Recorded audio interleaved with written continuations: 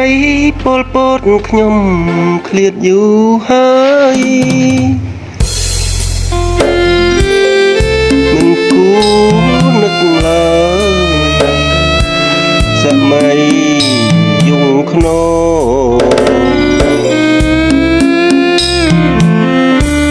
សម្រាប់ខ្មែរឯងមិនថាប្អូនបងសម័យនោះសូនដោយគុណសំដេច3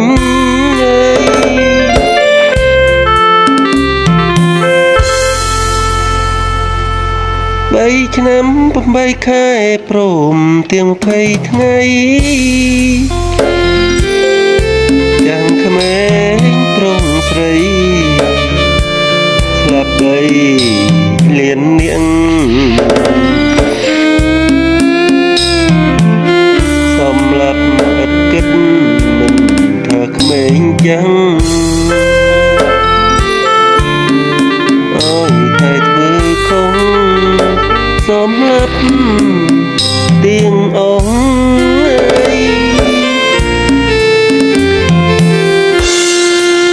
នឹកឃើញសម័យនោះខ្ញុំស្លុតអស់ហើយសម្រាប់ឥតស្បើយ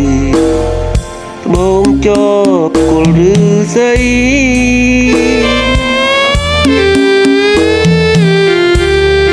មិនថាកូនធំឬក៏កូនខ្ចីគ្មានត្រាប្រណីពូជសាំងខ្មែរឡើយ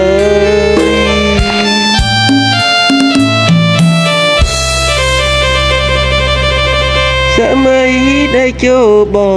វរងរឿងទៀងស្រុកសានត្រាសបោអត់ខ្វះ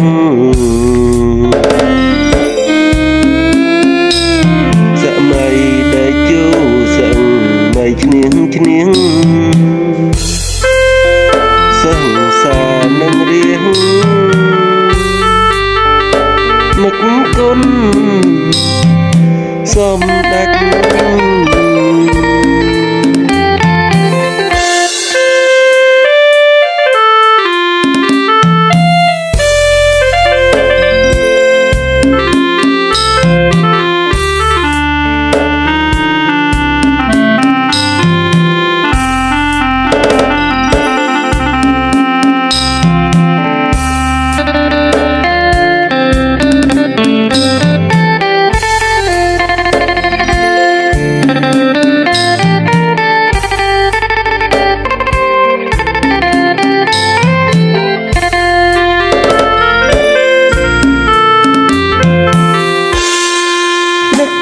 សម័យនោះ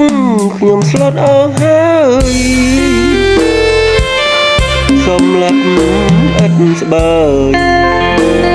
បងជាប់គល់ឫស្សី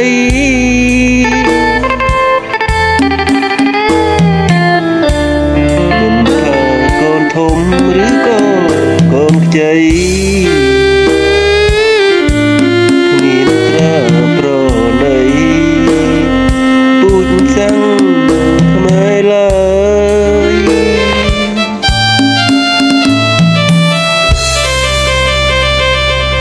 សម័យដែលចូលបវរងរឿងទៀងស្រុកសានត្រា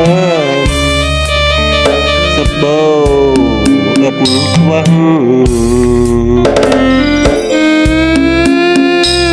សម័យដែលចូលសម័យឈ្នៀងសង្សារនឹងរៀងនឹកគុណសំដេច